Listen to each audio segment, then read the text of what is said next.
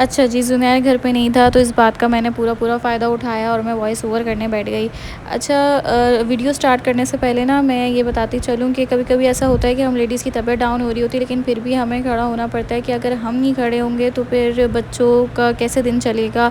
अगर बच्चे खाएँगे-पिएँगे नहीं तो वो अपना फिर एक्टिव डे कैसे अपना कंटिन्यू करेंगे। तो बस इस तरीके से ना मतलब क्या कहते हैं, बच्चों को ना देखकर ही हिम्मत आ जाती है। तो बस इसी के साथ वीडियो स्टार्ट करते हैं।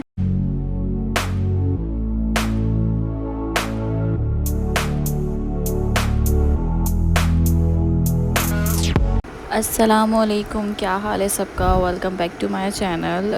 अच्छा, आज की ना व्लॉग में मैं थोड़ी सी टाइम मैनेजमेंट के हवाले से बात करूँगी कि अक्सर ऐसा होता है कि टाइम मैनेज नहीं हो पाता। दिन हालांकि बड़ा होता है, काम हमारे इतने नहीं होते, लेकिन हम उसको ऐसा सवार कर लेते हैं, मैनेजमेंट ख़राब होती है जिसकी वजह से दिन छोटा लगता है और काम उससे ज़्यादा बड़े बड़े लगने लगते हैं। तो ऐसा नहीं है, मतलब इस बात का ये मतलब हुआ कि दिन ख़त्म भी हो जाता है तो काम ख़त्म होने का नाम ही नहीं लेते हैं। तो इस चीज़ को मैं डिस्कस करूँगी आप लोगों के साथ।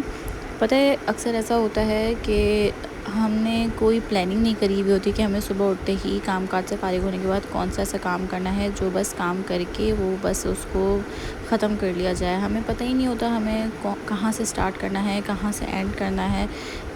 कुछ कोई प्लानिंग नहीं होती, कुछ भी नहीं होता और बस नाश्ता बनाया, नाश्ते के बर्तन धोए, फिर उसके बाद दोपहर के खाने की तैयारी करने के बाद जब बच्चों का नैप होता है तो फिर हम भी उसके साथ साथ ही नैप ले लेते हैं या फिर फ़ोन चला लेते हैं। ये मैं भी करती हूँ, लेकिन जो सुबह का टाइम होता है मैं उसमें कोशिश करती हूँ, जब ज़ुनैर स्कूल जाता है तो मैं तब कोशिश करती हूँ कि रज़ान को मैं किसी तरीके से सुला दूँ। फिर उसके बाद मैं सारे काम कर लूँ। सारे काम से मुराद उसमें वो वाले काम नहीं होते हैं, मतलब नाश्ता तो मैं पहले ही बना चुकी होती हूँ और नाश्ते के बर्तन मैं फ़ौरन धो लेती हूँ। तो उस वाले टाइम में मैं कोई कैबिनेट का एक पार्ट क्लीन कर लेती हूँ, अपनी वार्डरोब का ही खाना सही कर लेती हूँ। इस तरीके से ना मैं थोड़ा मैनेज करती हूँ। ऐसा नहीं है कि मैं रोज़ाना कोई ना कोई काम करती हूँ। जब मुझे फ़ील हो रहा होता है कि मेरी तबीयत डाउन हो रही है तो फिर मैं नहीं करती हूँ, मैं वाक़ई में लेट जाती हूँ रज़ान के साथ ही। लेकिन वो जो सुबह वाला टाइम होता है ना, एक तो मेरे अंदर ऐसी एनर्जी भरी होती है कि मैं ना सारे काम कर लेती हूँ। फिर ये होता है कि दोपहर के खाने तक ना मेरे मोस्टली काम हो चुके होते हैं। वक्त के साथ साथ मुझे ये बात समझ में आई और जब ज़ुनैर स्कूल जाने लगा तो मुझे ये बात समझ में आई, जितना जल्दी हम अपने दिन को स्टार्ट करेंगे, जितना जल्दी उतने ही हमारे काम प्रॉपर टाइम पे हो भी जाएंगे। इस तरीके से हमारा टाइम भी मैनेज हो जाएगा और हमें अपना मी टाइम भी मिल जाएगा, बल्कि एक्स्ट्रा ही टाइम मिल जाएगा। तो मेरे साथ ऐसा होता था कि बस मैंने जल्दी सारे काम करे और मैं दोबारा सो जाती थी। मैं नींद को पहले प्रायोरिटी देती थी, जो मेरी सबसे बड़ी गलती थी।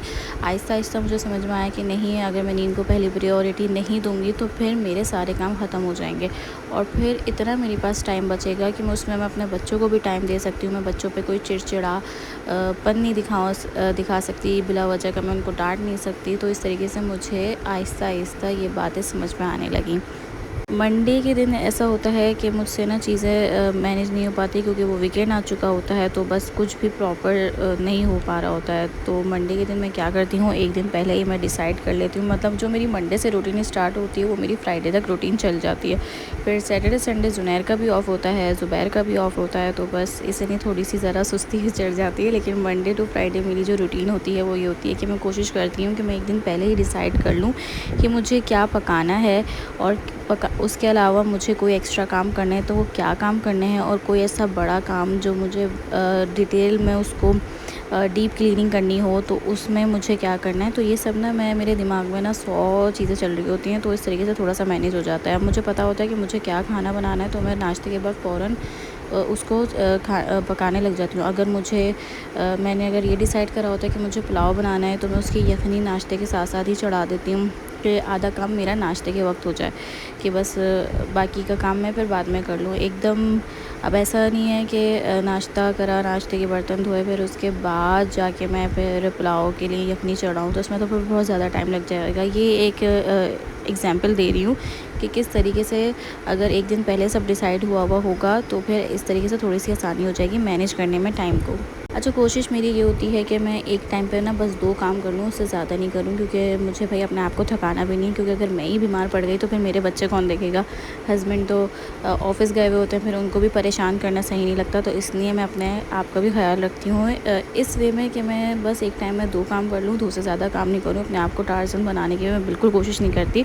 और हाँ, जब मेरे मोस्टली काम हो जाते हैं तो फिर मेरी कोशिश यही होती है कि मैं बच्चों के साथ ही नैप ले लूँ थोड़ा-सा, ताकि मैं फ्रेश हो जाऊँ, मेरा माइंड रिलैक्स हो जाए, फिर उसके बाद मैं और काम करने के लिए रेडी हो जाऊँ।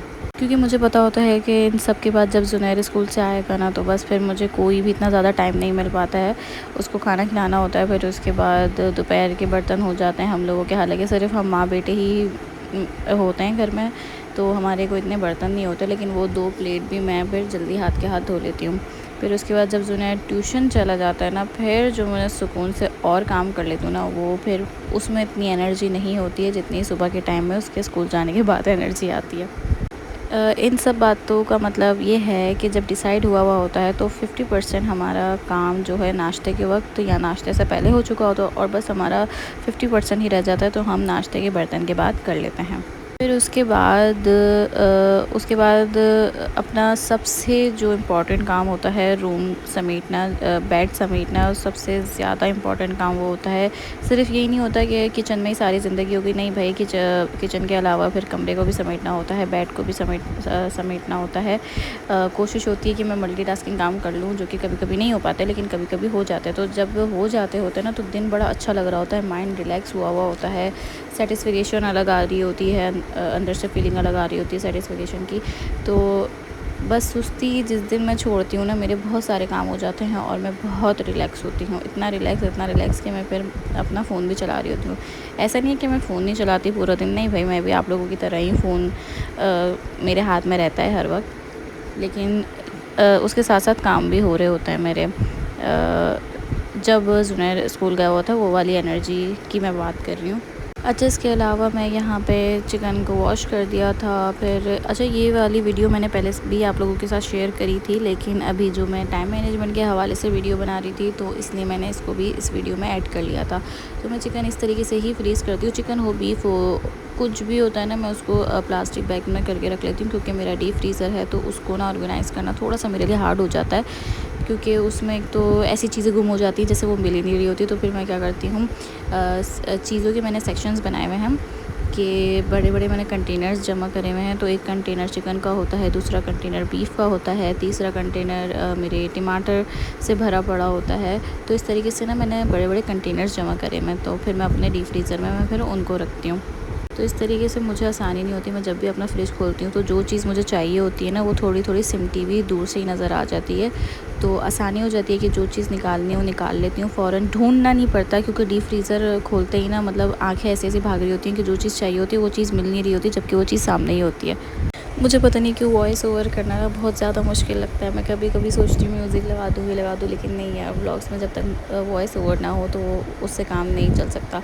वॉइस ओवर होना मतलब ज़रूरी होता है। तो बस वॉइस ओवर करते हुए ना मुझे कुछ समझ नहीं आ रहा होता, मैं क्या बात करूँ, मैं क्या बात नहीं करूँ, और किस चीज़ को कितनी डिटेलिंग में मैं बताऊँ, नहीं बताऊँ। हालाँकि ना जो मेरे जानने वाले होंगे ना, वो इन सब वीडियोज़ को देख के मुझे ऐसा जज कर रहे होंगे ना, वो आपस में खुसर-फुसर कर रहे होंगे कि ये इसको देखो, बड़ी आई करके।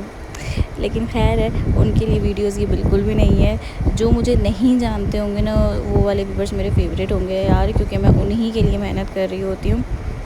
अच्छा, मैं आगे जाके ना अपना फ्रिज की भी डीप क्लीनिंग के हवाले से मैं वीडियो बनाऊँगी। मैंने उसके थोड़े-थोड़े से क्लिप्स भी रिकॉर्ड करे हुए हैं, तो वो भी मैं उसमें ऐड करूँगी, तो वो भी मैं आप लोगों को इंशाल्लाह दिखाऊँगी। और 199 शॉप की भी मैं बात करूँगी उस नेक्स्ट व्लॉग में। अभी के लिए फ़िलहाल इतना ही, क्योंकि व्लॉग अब मुझे एंड करना है। तो फिर अगले व्लॉग में भी कुछ मोटिवेशंस के साथ ही आऊँगी, कुछ आइडियाज़ आप भी दीजिएगा, कुछ मैं ये बस डेली रूटीन जो मेरे दिमाग में जो बातें चल रही होती हैं, वही सब मैं आप लोगों के साथ शेयर करती हूँ। चलें जी, अब अल्लाह हाफ़िज़, नेक्स्ट व्लॉग में मिलते हैं। अपना बहुत सारा ख्याल रखिएगा, और मुझे भी लाज़मी दुआओं में याद रखिएगा, मुझे और मेरे बच्चों को। अल्लाह हाफ़िज़।